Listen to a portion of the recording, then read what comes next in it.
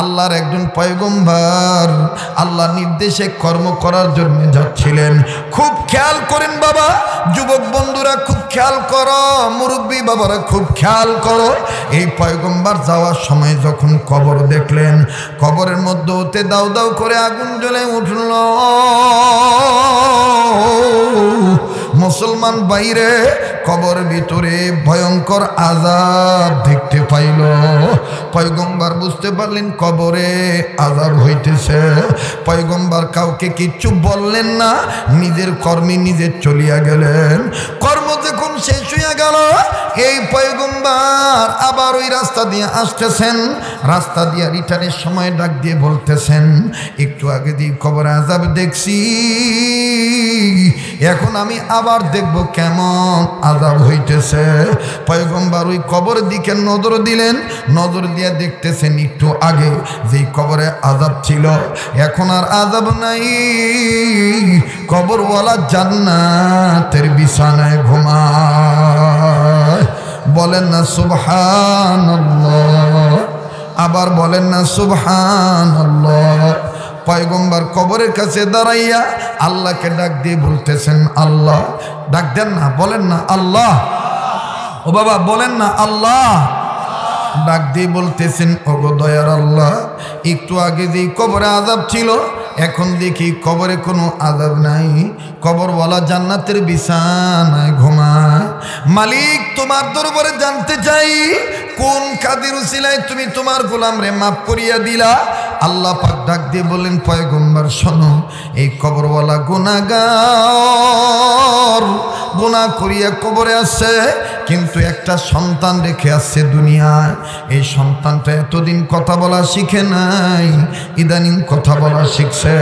আর এই কথা বলা শিখার পর এই সন্তানটার মা বাপ মরা সন্তানটাকে নিয়ে, এতিম বাচ্চাটাকে নিয়ে মাদ্রাসায় ভর্তি করে দিছে। মাদ্রাসায় ভর্তি হওয়ার পর এই বাচ্চাটা তার হুজুরের কাছে, আলেমের কাছে, আলেমের ছাত্র ইয়া সর্বপ্রথম একটা সবক পড়ল। আর এই প্রথম সবক পড়তে যাইয়া এই বাচ্চাটা আমি আল্লাহর দুইটা নাম ধরে ডাক দিল। যখনই আমার দুইটা নাম ধরে ডাক দিল, আমি আল্লাহর আরশ খুশি হইয়া গেল। আর আমি আল্লাহ বাচ্চাটার উসিলায় তার বাপকে মাফ করিয়া দিলাম। পয়গম্বর ডাক দিয়ে বলেন, আল্লাহ এই সবকটা কোন সবক? তোমার দরবারে জানবার চাই। এই কথা বলে আর কান্দে। আল্লাহ বলে, পয়গম্বর তুমি কান্দো কেন? জানবা ভালো কথা, কিন্তু তুমি কান্দো কেন? পয়গম্বর ডাক দিয়ে বলে, আল্লাহ আপনি তো আমার দিলের খবর জানেন, এরপরও যেহেতু জানতে চেয়েছেন তাই বলতেছি। আমি কাঁদতেছি এই বাচ্চাটাকে উদ্দেশ্য করে, এই বাচ্চাটাকে কেন্দ্র করে। এই ছেলেটা কত বড় বরকতি ছেলে, কত বড় ভাগ্যবান ছেলে। এই ছেলের কারণে তার বাপ মাপ পাইয়া গেল। ও আল্লাহ, দুনিয়ার সব ছেলে মেয়ে যদি এইরকম দিনদার হইয়া যাইত, সব ছেলে মেয়ের মা বাপ তো কবরের আযাব থেকে মুক্তি পাওয়া যাইত। আল্লাহ গো, আমি এই চিন্তায় কান্দি। আহারে, যেই বাপ মা তার ছেলে মেয়েকে জিন্দা রেখে আসছে কবরে, ওই ছেলে মেয়ে বাপ মার জন্য কি করতেছে চিন্তায় কান্দি। ও আমার সিরাজগঞ্জ জেলার বাবারা, একটু চিন্তা ফিকির করিয়া দেখেন, আমি আপনি মা বাবার কেমন সন্তানাদি হইলাম। আমার আপনার কারণে মা বাপ কবরে শান্তিতে না অশান্তিতে। বাজার আমি জানি না এই ময়দানে কার বাপ আছে কার মা নাই, কার মা আছে কার বাপ নাই। আমার বন্ধুগণ, কার জানি মাও নাই বাবাও নাই। বাজান রে, দুনিয়ায় যার বাবা নাই তার মতন বড় অভাবী আর কেউ নাই।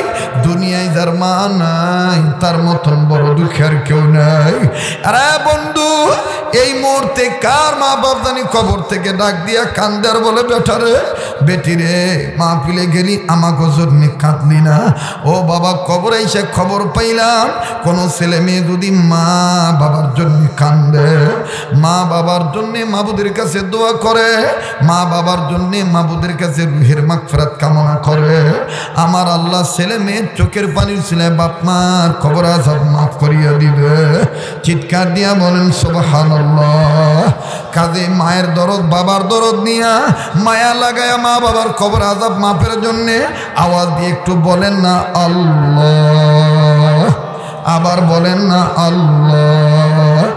এ যুবক ভাইরা, ও মুরব্বী বাবারা, হাজী সাহেব বাবারা, আমার বন্ধুরা, কেন তুমি মার জন্যে কাঁদবা না? কেন তুমি বাবার জন্যে কাঁদবা না? বাদান রে, আজকে তোমার বাপ বেঁচে আছে তাই বাপের কদর নাই। আজকে তোমার মা বেঁচে আছে তাই তুমি মায়ের দাম দেও না। এই মা যেদিন মরিয়া যাইব ওই দিন বুঝবা কত বড় নিয়ামত হারাইলা। এই বাপ যেদিন মারা যাইব ওই দিন বুঝবা কত বড় অভিভাবক শূন্য হইলা। আমি 1 মিনিটে আধা মিনিটে বলিয়া দিই বাদান রে, এই সমস্ত কওমি মাদ্রাসায় এতিম বাচ্চা আছে। আপনি মাঝে মধ্যে এতিম বাচ্চার সাথে সময় দিবেন, দেখবেন আমার এই ভাইয়াটার অন্তরে বাপ হারা কি বেদনা। বাদান রে, আমি প্রায় জায়গায় এই বয়ানটা করিয়া থাকি। অনেক যুবক বলে হুজুর বড় ভালো লাগে, আপনার এই বয়ানের দ্বারা অনেক যুবকেরা বাপ মার খেদমত করে। বাইরে খুব খেয়াল করে কথাটা শোনা যায়। আমি আমার মাদ্রাসার কথাটাই বলি, দেখেন বাপ যার নাই তার অন্তরে বাপ হারা কি বেদনা। আসরে নামাজের পরে নিজ প্রতিষ্ঠানের বারান্দায় দাঁড়াইয়া বাচ্চাদের খেলা দেখতেছি, বড় ভালো লাগতেছে ছাত্রদের খেলাধুলা। আমার বন্ধুগণ, আমার ভাইরা, হঠাৎ করে মেন গেটের দিকে নজর গেল, নজরে ধরা পড়ল এক বাচ্চার বাবা অভিভাবক হইয়া ছেলের সাথে সাক্ষাতের অপেক্ষায় কয়েকটা বিস্কিটের প্যাকেট হাতে নিয়ে, চানাচুরের প্যাকেট হাতে নিয়ে, ফল ফ্রুটের প্যাকেট হাতে নিয়ে বেটার সাথে সাক্ষাতের অপেক্ষায় অধীর আগ্রহ নিয়ে দাঁড়ায় আছে। বাপ বেটারে দেখার আগেই বেটা বাপকে দেখা ভালাইছে। এই ছেলেটা ডাক দিয়ে বলে, সহপাঠী ছাত্র ভাইদের বলে, আমি আর আজকে খেলবো না, আমার আব্বু আছে। দৌড়াইয়া দুলাবালি ঝারিয়া গেন্দিটা ঘামের পানিতে ভিজিয়া গেছে। বাজান রে, বাপও দেখেন কি মায়ার বাপ, দুলাবালির দিকে তাকাইল না, ঘামের দুর্গন্ধের দিকে তাকাইল না। বেটার আশা দেখে 2টা হাত বাড়ায় দিল, বেটারে বুকে ধরে ধরব। বেটা বাপের কাছে চলিয়া গেল, সালাম দিয়া বাপের বুকে গেল। বাপটা বেটারে বুকে ধরে ধরল। আব্বু বলিয়া যখন চুমা দিল, ছেলেটাও আব্বু বলিয়া ডাক দিয়ে কয়, আব্বু আম্মু কেমন আছে? আব্বু আম্মু কেমন আছে? তুমি কেমন আছো? ও বন্ধু, বাবা বেশে বেটাটার কবলে চুমা দিয়ে কো, বাবা তুমি কেমন আছো? বাপ আর বেটার এই আব্বু ডাক বড় ভালো লাগতেছে। কিন্তু বাদান কয়েক সেকেন্ডের মধ্যে আর একটা করুণ চিত্র আমার নজরে ধরা পড়ল। আমি জানতাম না যে এই ছাত্রটার বাপ নাই। এই এতিম বাচ্চাটা ওই বাপের আব্বু ডাক দিয়ে গিয়া আমার এই ছাত্রটা আমার কাছ থেকে কয়েক গজ দূরে দাঁড়াইয়া একটি বারান্দার গ্রিল ধরিয়া ওই বাপ বেটার আদর দেখে আর চোখের পানি ছেড়ে দিয়া চিৎকার মেরে মেরে কান্দে আর ডাক দিয়া কয়, আমার আব্বু কি আসবে না?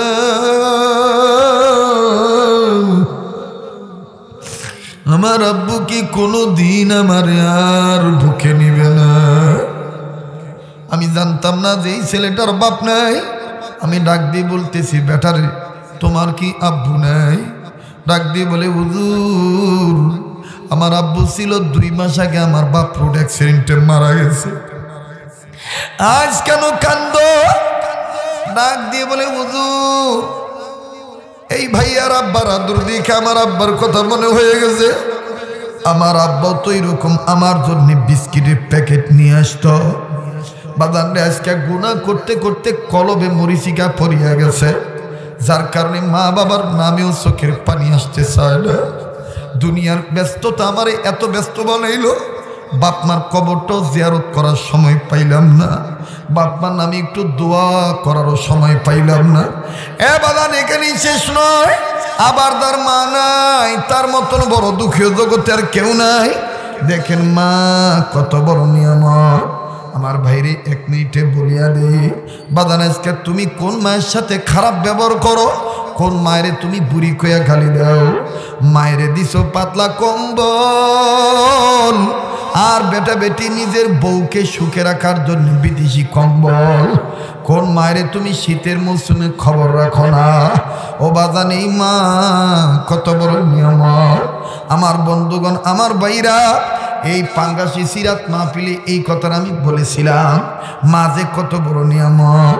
আমার বন্ধুরে, আমার ভাইরা, ওই দিন আমি বুঝেছিলাম মা যে কত বড় নিয়ামত। আল্লাহু আকবার, আল্লাহু আকবার। যেই বয়ানটা আপনারা বারবার মোবাইলের মাধ্যমে শুনেছেন, আজ থেকে 8-9 বছর আগের ঘটনা। বরিশাল বিভাগে বয়ান করার জন্য যাব, প্রতিমধ্যে ফেরিতে বাহন তুলিয়া পদ্মা নদী পাড়ি দিয়ে যাওয়ার লাগবে। ফেরির মধ্যে গাড়ি তুললাম, আমি মৃত ব্যক্তির জন্য দোয়া করলাম, কিন্তু জানি না মহিলার লাশ না পুরুষের মানুষের লাশ। যাকে দোয়া করিয়া নিজের গাড়িতে উঠে গেলাম। উঠিয়া আমার গাড়ির পিছনের গ্লাসটা নামাইলাম, বাহিরের উন্মুক্ত হাওয়া গ্রহণ করব। যখনই গ্লাস নামাই তখনই বাজানো অ্যাম্বুলেন্স থেকে পিছন থেকে একটা বাচ্চার চিৎকারের কান্নার আওয়াজ এইভাবে আসে। একটা বাচ্চা চিৎকার দিয়া দিয়া বলে, আব্বু, ওই আব্বু, আমার আম্মুর কাছে যাবো, দুধু খামু।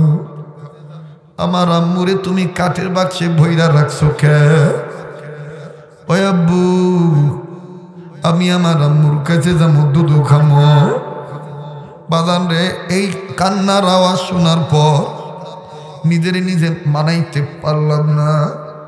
আল্লাহরে ডাক দিয়ে বললাম, আল্লাহ, এই বাচ্চাটার মা মারা গেছে, বাচ্চাটা বোঝে নাই যে তার মা মারা গেছে। তুমি সর্বশক্তিমান গো আল্লাহ। দুধের বাচ্চার কাছে দেখে বাইরে নিয়ে গেলা, কিন্তু বাচ্চাটা বোঝেই নাই যে তার মার দুধ দিবে না। আবার এই বাচ্চাটা আবার কিছুক্ষণ পর আরো জোরে চিৎকার দিয়ে কয়, আব্বু, ওই আব্বু, আমার মায়েরে তুমি বাইর করে দাও, আমি আমার আম্মুর কাছে যাবো, আম্মুর দুধু খামো। আমার মায়েরে তুমি কাঠের বাক্সে ভইরা রাখছো কেন? বাজান রে, এই আওয়াজে আকাশ বাতাস ভারী হইয়া যায়। নিজেরে নিজে মানাইতে পারলাম না। আস্তে করে গাড়ি থেকে নামিয়া ওই বাচ্চাটাকে, মা মরা বাচ্চাটাকে দেখার জন্য চলে গেলাম। অ্যাম্বুলেন্সের দিকে যখন নজর দিলাম, নজর দিয়ে দেখি অ্যাম্বুলেন্সের চতুর্দিকে অনেক তরুণ যুবক মধ্যম বয়সী ছেলেরা দাঁড়ায় দাঁড়া মা মরা বাচ্চার কান্না দেখার ওরাও কান্দে। একটা সোনার বাইরে দেখি সম্ভবত গার্মেন্টসের কর্মী। আমার বন্ধুগণ কয়েক মাস পরে বাড়িতে যাইতেছে, খবর নিয়ে জানতে পারছি এই ছেলেটার মা বাড়িতে অসুস্থ। এই জন্য কয়েক মাস পর পর বাড়িতে যাওয়াই লাগে, দেখা করাই লাগে। আমার বন্ধুগণ, এই ভাইটারে দেখলাম পকেট থেকে মোবাইল বের করলো। মোবাইল বের করিয়া আপন বাড়িতে ফোন দিয়া কান্দের বলে, আমার মা কই? আমার মা ওরে দেখা রেখো। আমার এই মা যদি মরিয়া যায়, আমি আর মা পাবো না। বাড়ি থেকে সম্ভবত জিজ্ঞেস করছে কেন কাঁদতেছে। এই ছেলেটা চিৎকার দিয়ে বলে, জানো না, আজকে ফেরির মধ্যে একটা মা মরা বাচ্চা দেখছি। এই বাচ্চাটাকে কেউ থামাইতে পারতেছে না। কতজন আপেল দেয়, কমলা দেয়, সব ফালায় দেয়, খালি কয়েকগুলো আমি খাবো না, আমি আমার আম্মুর কাছে যাবো, আম্মুর দুধু খাবো। আমার আম্মুরে তোমরা কাঠের বাক্সে থেকে বাইর করে দাও। আমার বন্ধুগণ, আমার ভাইরা, কি যে একটা করুণ দৃশ্য। আরো যখন নিকটে গেলাম, যাইয়া দেখে বাপের কোলে বেটা বসে কান্দে, আর বাপার চুল দাড়ি ধরে, ঘাড় ধরে, মুখ ধরে বারবার এরকম করে ধাক্কার বলে, আমার আম্মু কই? আমার আম্মুর কাছে যাবো। ও বাজান, বেটা একটা না, সন্তান একটা নয়, আরো দুইটা ফুটফুটে কন্যা সন্তান, বাচ্চা মেয়ে। মায়ের লাশের বাক্সের কাছে একটা মেয়েরে দেখতেছি। আমার বন্ধুগণ, বাচ্চা একটা মেয়ে, মায়ের লাশের বাক্সের উপরে মাথাটা এরকম করে ঠেকনা দিয়া মায়ের লাশের বাক্স নাড়াচাড়া করার পরে ডাক দিয়ে কয় বাগো আম্মু মরিয়া গেলে কি মেয়েদের সাথে কথা বলতে পারো না? আব্বু বলতেছে তুমি নাকি মরিয়া গেছ। ও আম্মু আব্বু আমাদেরকে দাদু বাড়িতে নিয়ে যাইতেছে, এই দেখো চুল বেঁধে দেয় নাই। আম্মু তুমি না চুল এলোমেলো হলে পিট্টি দাও পাগলি বলো, আম্মু তুমি কি আমার চুল বেঁধে দিবে না? এইভাবে বাচ্চা মেয়েটি কান্দে। মুসলমান ভাইরারে আমার মেয়েটা যখন বারবার বলে, আহারে কি যে করুণ দৃশ্য, কি যে তাদের করুণ আওয়াজ, ওই বাপটা চিৎকার দিয়া বলে আল্লাহ আমি আমারে তুমি কোন পরীক্ষায় ফালাইলা? আমি এখন এই 3টা মা মরা বাচ্চা নিয়ে কোথায় যাই? এদেরকে কেমনি বুঝাই যে এদের মা দুনিয়ায় নাই? এরে বন্ধু আবার ওই বাচ্চাটা বলে আব্বুর আম্মুর কাছে যাব, দুধু খাবো। বাপটা ছেলেটার কথায় বিরক্ত না হইয়া আদ্রভাবে সিনার সাথে দেহের সাথে বুকের সাথে বেটার মাথাটা লাগাইলো। জোরে জোরে কয় আব্বু তোমার আম্মু মরিয়া গেছে, তোমার আম্মু আর কোনদিন তোমার দুধু দিবে না। এই কথা বলা মাত্রই বাচ্চাটা রাগ হইয়া, কচি বাচ্চা ছোট্ট কয়েকটা দাঁত উঠছে, আমার বাইরে বিরক্ত হইয়া বাপের কসমস করে কামড় দিয়া ধরল। এত জোরে বাপের হাতের চামড়া গোস্তর মধ্যে কামড় দিয়া জাতা দিয়া ধরল। বাপটার চেহারা কালো হইয়া গেছে।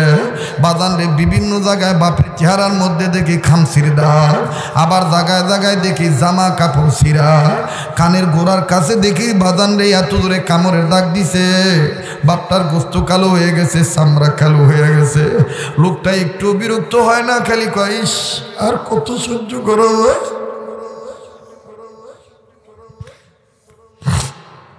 আর কত সহ্য করা যায়। আমার বাইরে আমি আকবারা বললাম ভাইয়া আপনি সন্তানের আচরণে আপনি বিরক্ত হইয়েন না, এরা বোঝে নাই যে এদের মা মরিয়া গেছে। এই কথা বলা মাত্র দেখতেছি বাচ্চাটা নাকে মুখের মধ্যে আঙ্গুল ঢুকায় দিয়া নখ দিয়া সারা দিছে। বাপের নাক থেকে রক্তের ফোঁটাগুলি ঝিরঝিরে পড়ে। বাপ এক হাত দিয়ে রক্ত বুঝে আর ডাক দিয়ে কয় আর সহ্য করতে পারি না। আমি যখন বললাম ভাইয়া বিরক্ত হয়েন না, এরা বোঝে না এদের মা মরিয়া গেছে। লোকটার কান্না বেড়ে গেল। লোকটা কৌশলে বাচ্চাটার মুখ থেকে তার হাতের চামড়াটা ছুটাইয়া আদ্রভাবে বাচ্চাটাকে সরাইয়া নিজে বাম হাতের কাপড় উঠাইল। বাম হাতের কাপড় উঠাইয়া বিভিন্ন সাইড আমার দেখাইয়া কান্দার বলে হুজুর এই দেখেন আমার আর সহ্য হয় না, এই দেখেন আমার কামড়ায় কিছু রাখে নাই, বাইরে নজর করে দেখি জায়গায় জায়গায় কামড়ের দাগ। বলে হুজুর এইরকম কামড়ের দাগ আরো অনেক জায়গায় আছে, হুজুর কালকে থেকে আমাকে কামড়ানো শুরু করছে। যখনই বলি তোর মা মরিয়া গেছে তখনই আমার কামড়ায় আর বলে আমি নাকি মিথ্যা কথা বলি। হুজুর আর কত সহ্য করা যায়? তবে হুজুর আপনাদের কাছে একটা দোয়া চাই, আপনার আলেম মানুষ দোয়া করবেন আল্লাহ যেন কোনো দিন কোনো সন্তানদের কাছে থেকে বাপের আগে মায়ের যেন না নিয়ে যায়। মায়ের অভাব বাপ দ্বারা পূরণ হয় না, কথা বলেন ঠিক না বেঠিক? বাদান আমি দেখতেছি অনেক আলেম ওলামা কাঁদতেছেন, অনেক যুবক কলিজার টুকরা সোনাসান ভাইরা কাঁদতেছেন, সাদা চুল সাদা দাড়ি লইয়ে মুরব্বী বাবারা কাঁদতেছেন, ইয়ং জেনারেশন যুবক ভাইরা কাঁদতেছেন। মায়ের দরদ অন্তরাত্মার মধ্যে লেগে গেছে। ও ভাইয়া এই চোখের পানি আল্লাহ বিফলে দিবে না, এই চোখের পানি আল্লাহ ফেরত দিবে না। বাইরে আজকের দোয়া কবুল হইয়া যাবে। এই জন্যই বাদান আজকে তুমি সুযোগ পাইছ, মা বাবার জন্য দোয়া করে যাইও, আল্লাহ পাক কবুল করবেন ইনশাআল্লাহ। আজকে যদি তুমি আমি মা বাবার জন্য দোয়া করে যাই, কালকে তোমার আমার ছেলে মেয়ে তোমার আমার জন্য দোয়া করবে। একদিন রাস্তা দিয়ে দেখতেছেন বন্ধুদের সাথে মদ খাবেন, বাজারে যাবেন, আড্ডা দিবেন, প্রতিমধ্যে রাস্তায় নজর করে দেখে বিসমিল্লাহির রহমানির রহিম লিখিত একটা কাগজের টুকরা পড়ে রয়েছে। বিশরে হাফিয়ার গেলেন না, এই বিসমিল্লাহ শরীফটা উঠাইলেন, উঠাইয়া সুন্দর করে পরিষ্কার করিয়া সারা রাত মাথায় ধরে রাখলেন, মাথায় তুলে রাখলেন। আল্লাহ তাআলার পক্ষ থেকে খবর আসলো বিশরে হাফিয়া আমার কোরআনকে ইজ্জত করছে, মাথার উপর তুলে ধরে রাখছে, আমি আল্লাহ তার পিছনের সব গুনাহ মাফ করে দিয়া তারে জগৎ বিখ্যাত ওলি বানায় দিলাম। যার কারণে সেই যুগের শাইখুল হাদিস যারা ছিল, আল্লাহ ওয়ালাগণ যারা ছিলেন, ওলামাদের ওলামা যারা ছিলেন, ইমাম আহমদ ইবনে হাম্বল রহমতুল্লাহি আলাইহি পর্যন্ত এই বিশরে হাফির সোহবতে আসতেন। আল্লাহু আকবার বলেন। এইটা তো বুজুর্গদের কথা বলতেছি, কিন্তু যুবক তোমরা যারা মোবাইল চালাও তোমরা যারা দৈনন্দিনের লেটেস্ট নিউজ রাখো বা খবর পাও, তোমাদেরকে পৃথিবীর একটা বিশ্ববিখ্যাত একটা নায়িকার কথা শুনাই। এই নায়িকার নাম ছিল মিস মেরি। বলো ভাইয়া কি নাম? মেরি, মেসি না কিন্তু, মেরি। কি নাম? কথা কয় না। মেরি, মেরি কি? মেরি। মিস কওয়া লাগবো না, খালি মেরি কয়, তাহলে কথাটা সহজে মুখস্থ থাকবো। নাম কি? Miss Mary. এই মেরি ভদ্র মহিলা, যাতে খ্রিস্টান, এত ধনী ছিল, কয়েকটা বিমানের মালিক, আর এত যোগ্যতা ছিল, গান লিখতে পারে, গান গাইতে পারে, নিজেই বিমান চালাইতে পারে, পাইলট। আর এত কোটি কোটি টাকার মালিক, crore crore million billion trillion কোটি ডলার টাকার মালিক। আহা আমার ভাইরা, চরিত্র মোটামুটি তখন ওই রকম তার নিয়তে ভালোই ছিল, কিন্তু ইসলামের দৃষ্টিতে খারাপ ছিল।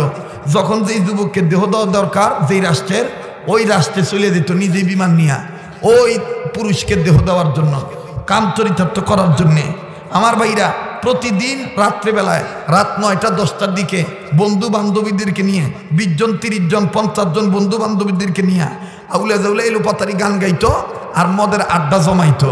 আর এত দামি মদ খাইতো, স্যামসাং কোম্পানির মদ।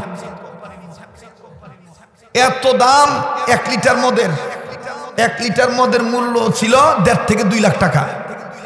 এরকম 3, 4, 5, 7, 8, 9, 10, 12 লিটার মদ কোনো দিন এরকম লাগতো আর কি। এই যুবক কান লাগাও, কথা শোনা। আমি মুখস্থ বিদ্যা কইতেছি না, তথ্যভিত্তিক কথা বলতেছি। এই মিস মেরি ম্যাডাম শুনতেছেন কি আপনারা?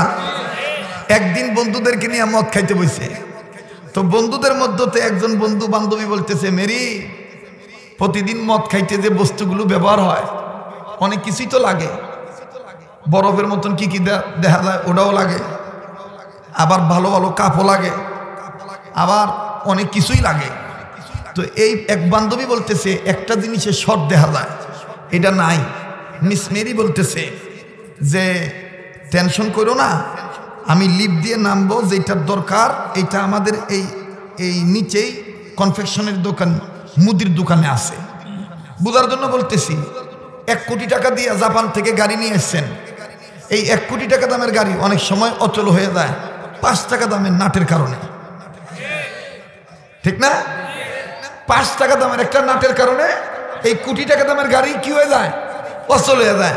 অথচ এই গাড়ি আপনার বাংলাদেশে নাই, কিন্তু নাট কিন্তু এই নলকা চকদারদের পাড়া কি কয় না কি, এই এলাকার দেখবেন টিনের ঘরের মধ্যে এই নাট আছে। এইরকম ম্যাডাম ডাক দিয়ে বলতেছে যে তোমরা যে টেনশন করতেছো এত দামি মদ, এই দামি মদ খাইতে যে বস্তুর দরকার ওটা মনে আনতে আবার ওই স্যামসাং কোম্পানিকে দেওয়া লাগবে। না না না না না, এটা আমার এই যে বিল্ডিং এর নিচেই কনফেকশনের দোকান আছে, মুদির দোকান আছে, ওখানে পাওয়া যাইব। তোমরা বসো, আমি আসতেছি, just a minute please wait and see. মানে উনি ওনার বাসায় এইভাবে বলছিলেন। তো বন্ধুরা অপেক্ষামান হয়ে আছে। মিস মেরি ম্যাডাম লিফটে নামছে, লিফট দিয়ে নামিয়া নিচে ওই কনফেকশনের দোকানে যাইতেছে, মুদির দোকানে। তো মিস মেরি ম্যাডাম হলো জাতে খ্রিস্টান আর দোকানদার হলো জাতে মুসলমান। তো মুসলমানের আবার অভ্যাস ছিল ওই দোকানদারের, প্রতিদিন এশার নামাজ পড়িয়া দোকান খুলতো, শাটার খুইলেই কোরআন তেলাওয়াত বাজাইতো। আরো আসতে কোন সুবহানাল্লাহ। তো ওই দিনও উনি দোকান খুলছে, কেবল খুলে কোরআন তেলাওয়াত বাজাইতেছে, তাও পৃথিবীর বিশ্ববিখ্যাত কারির তেলাওয়াত, মিশরের সন্তান কারি আব্দুল বাসিত রহমতুল্লাহি আলাইহির তেলাওয়াত। এই তেলাওয়াত বাজাইতেছে। আমার ভাইরা, মিস মেরি ম্যাডাম নামে যখন ওই দোকানের কাছে যায়, মিস মেরি ম্যাডামের কানে ওই দোকান থেকে এই গানের সুর আসে। ম্যাডাম মনে করছে এটা গান, আসলে গান না কোরআন। কথা কয় না, গান না কোরআন। যখন এই গান মনে করে সুরটা শুনতেছে, ম্যাডাম বলতেছে, wow important music, very very important, serious, very very serious, এইভাবে বলতেছে আর কি, সুপার মিউজিক। মানে ওনার ভাষায় উনি বলতেছে, উনি মনে করছে এটা গান। এখন সামনে দেহে যে কি এমন মজার গান গো, দোকানদারও বেচা কিনা বাদ দিয়া তপ্তা লাইগা, মানে চোখের পলকও পড়ে না, এইভাবে মনোযোগ সহকারে শুনতেছে। ম্যাডাম করছে কি, বাম হাত ঢুকাই দিছে দোকানদারের সামনে, চোখের সামনে এরকম বাম হাত ঢুকাই দিয়া এরকম আপ ডাউন করতেছে আর বলতেছে, hello brother please look at the customer. ও ভাই একটু খেয়াল করো ভাই, আমি কাস্টমারের দিকে তাকাও, দোকানদারের তবদা ছুটে গেছে, দোকানদার এখন একেবারে ঝাঁকি মেরে কয়, হাই গরিবের বাড়ি এ যেন হাতির পা, এই মহিলা খালি আকাশ দিয়ে উড়ে, বিমানে ঘুরে, আর এই মহিলা আমার দোকানে কি চায়? ম্যাডামকে ডাক দিয়ে বলতেছে, ম্যাডাম কি চাই? ম্যাডাম বলতেছে, আমি তো আইছিলাম তোমার দোকান থেকে একটা বস্তু নিবার, কিন্তু কি যে নিবার আইছি, এটা তোমার দোকান থেকে একটা গানের সুর শুনে ভুলে গেছি। ভুলাই দিছে কেডা? কথা কয় না, ভুলে দিছে কেডা? আল্লাহ। যাকে আমার কি লাগবে না লাগবে ওটা আমার কথা না, তবে তোমার গান দোকানের ভিতর যে আমি গানটা শুনলাম, এই বাবা বসো, বাইরে আমার তো বলতেছে এই গানটা খুব মজা লাগতেছে, তুমি কি পারবা এই গানের ভলিউমটা একটু বাড়ায় দিতে? দোকানদার বলতেছে অফকোর্স, অবশ্যই। ম্যাডাম বলতেছে তাহলে বাড়াও। এবার দোকানদার বাড়াইছে। যখন দোকানদার বাড়াইছে, ম্যাডামের কানে আওয়াজ আসতেছে দোকানের ভিতর থেকে, ইয়া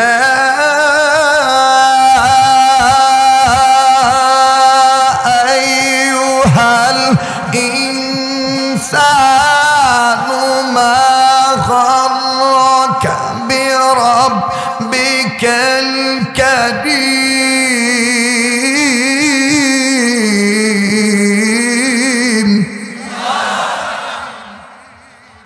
ম্যাডাম ডাক দিয়ে কয়, আরো বাড়াও। তো দোকানদার আরো বাড়াইছে। যখন আরো বাড়াইছে, আর একটা আয়াতের আওয়াজ আসলো, আল্লাযী খালাকাকা ফাসাওয়াকা ফাআদালাক। ম্যাডাম ডাক দিয়ে কয়, আরো বাড়াও। দোকানদার আরো বাড়াইছে। বাড়ানোর পরে আবার আওয়াজ আসতেছে, আর একটা আয়াত, ফি আইয়ি সূরাতিন মা শাআ রাক্কাবাক। ম্যাডাম ডাক দিয়ে কয়, আরো বাড়াও। এবার দোকানদার ভালো করে আইতে দেহে, সুইচ আতে দেহে, যত ধরনের ভলিউম ছিল শেষ। এবার দোকানদার বলতেছে, hello sister, volume is the finish. Okay sister বলতেছে, ওকে শোনো, আমার একটা আবদার রাখবা, ফর রিকোয়েস্ট। বলে কি রিকোয়েস্ট বলেন? ডাক দিয়ে কয়, দোকানদার ভাই, ভলিউম থাক আর না থাক এটা আমার জানার দরকার নাই। এর দোকানদার ভাই, আমি তোমার কাছে বলতে চাই ভাই গো, পারবানি আমার এই গানের ক্যাসেটটা একটু কপি করে দিবা। আমার বাড়ির উপর তলায়, আমার ঘরের মধ্যে আমার বন্ধু বান্ধবীগণ সবাই অপেক্ষা করতেছে মদ খাওয়ার জন্য। ওরে ভাই, এই ক্যাসেটটা আমি যাইয়া নিরালা শুনব এবং বন্ধু বান্ধবীদেরকেও শোনাবো। দিবানি ভাই এইটা মানে কপি করে। দোকানদার বললেন, বনরে অবশ্যই আমি কপি করে দিতে পারবো, তবে একটু সময় দেওয়া লাগবে। আরে বন্ধু, আগেই বলেছিলাম ঘাবড়াবেন না, কণ্ঠ ভাঙা দেখে সময় যত যায় আল্লাহর দয়া ততই কিন্তু ক্লিয়ার হয়ে যায়। এটা আমার আল্লাহর দয়া ছাড়া আর কিছু নয়। কথা বলেন ঠিক না বেঠি? আরে বাবাজি, দোকানদার এইবার এই কোরআনের ক্যাসেটটা কপি করতেছে আর চোখের পানি ছেড়ে ছেড়ে কাঁদতেছে। বাজান রে, দিলটা নরম করে দেন। জীবনের শেষ বয়ান মনে করে বয়ান করছি। আমার বন্ধুগণ, একটু পরে মারাও যেতে পারি। কার জন্য জানি কাফনে কাপড় তৈয়ার হয়ে গেছে, কার পিছনে জানি মালাকুল মউত দাঁড়ায় রইছে। আমার বন্ধুগণ, কেউ কারো দিকে তাকাইয়েন না। দোকানদার কপি করতেছে আর চোখের পানি ছেড়ে ছেড়ে কান্দার ডাক দিয়ে বলে, আল্লাহ। এই মহিলাটার ব্যাপারে ওয়ার্ল্ডের বিশেষজ্ঞগণ মন্তব্য করে, এই মহিলা বাজে মহিলা, এই মহিলা দুশ্চরিত্রার মহিলা, এই মহিলা নষ্টার মহিলা। আজকে এই মহিলাটার দিল নড়ে গেছে। মাবুদ গো, তোমার কোরআনের আওয়াজ শুনে এখন আবার কপি করে নিয়ে যাবে। ও আল্লাহ, তোমার দরবারে একটা আরজি জানাই। আল্লাহ গো, দরখাস্ত পেশ করি, আমি কপি করে দিচ্ছি। এই মিস মেরি ম্যাডাম কোরআনের কপিকৃত ক্যাসেটটা নিয়ে যাবে। যাওয়ার পর যখন শুনবে, আয় আল্লাহ তোমার দরবারে বলি, মাবুদ গো তুমি তো সব কিছু পারো, জিনাখোর, মদখোর, নিশাখোর, আয় আল্লাহ পাপাচার ব্যক্তিদেরকে, গুনাহগার বান্দাদেরকে তুমি তো গাফফার হইয়া মাফ করে দিতে পারো। আল্লাহ আমি তোমায় বলি, এই মিস মেরি ম্যাডামকে কোরআনের উসিলায় হেদায়েত দিয়া দিও। আরো ধরে কোন আল্লাহু আকবার, আরো ধরে কোন আল্লাহু আকবার। আমার বন্ধুগণ, আমার বাইরে কষ্ট হচ্ছে নাকি আপনাদের? এইবার মিস মেরি ম্যাডাম ক্যাসেটটা কপি করে নিয়ে গেল। কেউ কারো দিকে তাকায়েন না, বাদান রে বেখেয়াল হইয়েন না। একটু এদিক সেদিক নজর দিলে আমার বন্ধুগণ আলোচনার পয়েন্ট হারিয়ে ফেলবেন, আলোচনা বুঝতে কষ্ট হইয়া যাবে। খুব খেয়াল করে শোনেন, পর্দার আড়ালের মা বোনেরা, বাড়িতে অবস্থানরত আমার বাপ ভাইয়েরা, দোকানে মেলায় যারা আছেন তাদেরও বলি, ও গাড়িওয়ালা বাবারা একটু খেয়াল করো বাবা, যে যেখানে আছো মাইকের আওয়াজে শুনতেছ, তুমি ওখান থেকে শোনো, আল্লাহ পাক তোমাকে হেদায়েত দিয়েও দিতে পারে। বাজান রে, আমার দিল বলতেছে আজকের মাহফিলে দোয়া কবুল হইয়া যাবে। এই ময়দানটার মধ্য থেকে কেমন জানি আল্লাহ ওয়ালাদের গ্রাম পাইতেছি। আমার বন্ধুগণ, আমি আপনি গুনাহগার হইতে পারি, কিন্তু কে জানি আল্লাহর ওলি হইয়া বৈশা আছে। এই একজন ওলির উসিলায় আল্লাহ তাআলা আমারে আপনারে মাফ করিয়া দিতে পারে। ও বাজান, জানি না কার জীবনে কি গুনাহ আছে, মায়া লাগায় একটা ডাক দেন না গুনাহ মাফের জন্য, বলেন না আল্লাহ, দেন না, দেন না, ডাক দেন না ভাইয়েরা, বলেন না আল্লাহ। আমার বন্ধুগণ, আল্লাহ ডাকতে তার ভালো লাগবে, বুঝে নিবেন আমার আল্লাহ আপনারে মাফ করিয়া দিবে। আল্লাহ ডাকতে যার মজা লাগবে, বুঝিয়ে নেন আমার আল্লাহ আপনারে দয়া করে। ভাইজান, কোনো দিকে কোনো নজর নাই। এইবার মিস মেরি ম্যাডাম যখন ক্যাসেটটা নিয়ে গেল, বন্ধুরা বলতেছে, মেরি রে এত কেন করলা দেরি? ও মিস মেরি এত কেন করলা দেরি? কেন আজকে আমাদেরকে এরকম করে ঘোরাঘুরি করাইলা? আমরা তো কিছুই করতে পারতেছি না, মিউজিকও বাজে না, নাচ ঢং করতে পারি না, মদও খাইতে পারি না। মিস মেরি বলতেছে, বন্ধুরে, ও ফ্রেন্ড সার্কেল, আমি তোমাদেরকে বলি, এতদিন আমরা তোমরা গান গাইছি, গান শুনছি মিউজিক সহ, আজ আমার কাছে এমন একটা গানের ক্যাসেট আছে, এই গান গাইতে, এই গান শুনতে কোনো মিউজিক লাগে না, ঢোল লাগে না, তবা লাগে না, তবলা লাগে না, খন্দুরি লাগে না, বেন্দুরি লাগে না, হারমোনিয়াম লাগে না, কঙ্গু লাগে না, electric drum, hockey stick drum, কোনো কিছুই লাগে না। এটা শুধু স্টার্ট দিলেই, এটা শুধু সুইচ টিপ দিলেই এই গানের আওয়াজে পিস অফ মাইন্ড, দিলের শান্তি অর্জন হয়ে যায়। চিৎকার দিয়ে বলেন সুবহানাল্লাহ। এবার বন্ধুরে ডাক দিয়ে বললেন, মেরি তাইলে কেন করো দেরি, বাজাও দেখি তোমার এই গান। এবার মিস মেরি ম্যাডাম ক্যাসেটটা ছেড়ে দিল। বাজান রে, যখনই বাজা শুরু হয়ে গেল, কারি আব্দুল বাসেত রহমাতুল্লাহি আলাইহির কণ্ঠ থেকে কোরআন কারীমের জাতীয় সঙ্গীত, মুসলমানদের জাতীয় সঙ্গীত সূরা আর রহমানের কয়েকটা আয়াত হুজুর পড়লেন। কারি আব্দুল বাসেতের কণ্ঠের আমার বন্ধুগণ তেলাওয়াত সূরা আর রহমানের কয়েকটা আয়াত পড়া শুরু হয়ে গেল। এই আওয়াজে সবাই মুগ্ধ, সবাই হেলে দুলে। কিন্তু বাদান, শয়তান তো দুই একটা সব জায়গায় থাকে।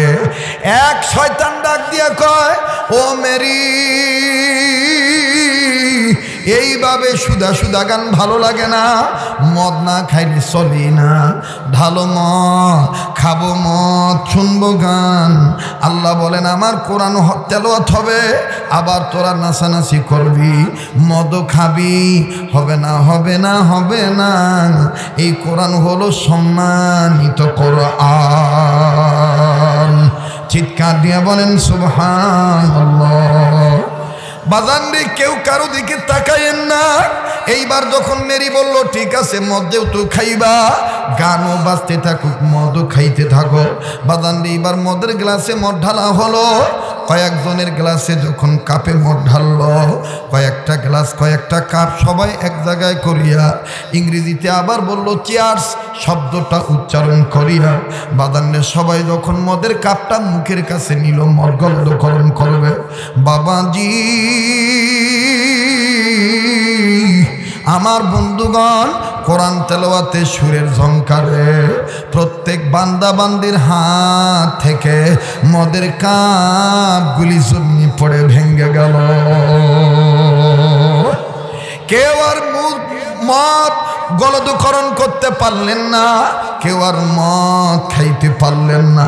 মিস মেরি ম্যাডাম ডাক দিয়ে বলতেছে ব্যাপার কি হইল? যেই গান শুনতে গেলে মদ খাওয়া যায় না।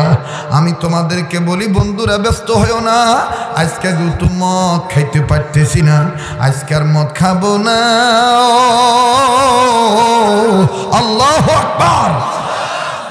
আজকে আর মদ খাবো না, আগামীকালকে বিশ্বের সাংবাদিকদেরকে ডাকবো, সাংবাদিক সম্মেলন করব, প্রেস ব্রিফিংয়ের মাধ্যমে সাংবাদিকদেরকে জিজ্ঞাসা করব এটা কেমন গান, যেই গান শুনতে গেলে মদের ফুর্তি করা যায় না, এনজয় করা যায় না, মদের গ্লাস হাত থেকে পড়ে যায়। এটা কেমন গান, এই গানের মালিককে, এই গানের বাড়ি কোথায়, এটা আমি সাংবাদিক সম্মেলন করার মাধ্যমে সাংবাদিকদের কাছে জানবো। এই মালিককে আমার খুঁজে বের করাই লাগবে। আল্লাহু আকবার। এবার ভাইরা আমার, পরের দিন যখন মিস মেরি ম্যাডাম সাংবাদিক সম্মেলন করল, বিশ্বের বড় বড় সাংবাদিকগণ হাজির হয়ে গেল। দেখেন বাদান মিস মেরি কি বলে আর সাংবাদিকরা কি উত্তর দেয়। আমি আপনাদেরকে বলবো, তবে বাদান আপনারা ঘাবড়াবেন না। এই মিস মেরি ম্যাডামের সামনে দেখেন বাদান আজান দেওয়া হবে। আল্লাহু আকবার। মিস মেরি ম্যাডাম, যেই ম্যাডামটা আমার বন্ধুগণ পাতলা কাপড় পরত, কিন্তু একটা সাংবাদিকের কথা শুনে দেখেন কেমনি বোরকা পরতে বাধ্য হলো, চেহারাটা ঢাকতে বাধ্য হলো। বাদান একটু খেয়াল করে শুনবেন গো বন্ধু, আমি আপনাদেরকে বলবো, তবে আবার বলেন তো দেখি কোরআন সম্মানিত না অসম্মানিত? বাদান রে কোরআনের শিক্ষা গ্রহণ করলে বেটা বেটিকে কোরআন পড়াইলে সম্মান বাড়ে না কমে? আমি এবছর সিরাজগঞ্জের প্রায় বয়ানে এই বয়ানটা আমি করে আসছি, যেহেতু আজ কখনো তৈয়ার করে বানাইয়া করা যায় না। এখানে উম্মতের আলেমগণ বসা আছেন, বেটা বেটিকে কোরআন শিক্ষা দিলে, আলিফ লাম মিম পড়াইলে, এ বন্দির নলকা চকদারদের পাড়া এই মহল্লায় আমার বন্ধুগণ আমার ভাইরা জামিয়াতুল মামুন আল কওমিয়া মাদ্রাসা, এই মাদ্রাসা প্রতিষ্ঠা করলে দেখেন কিলা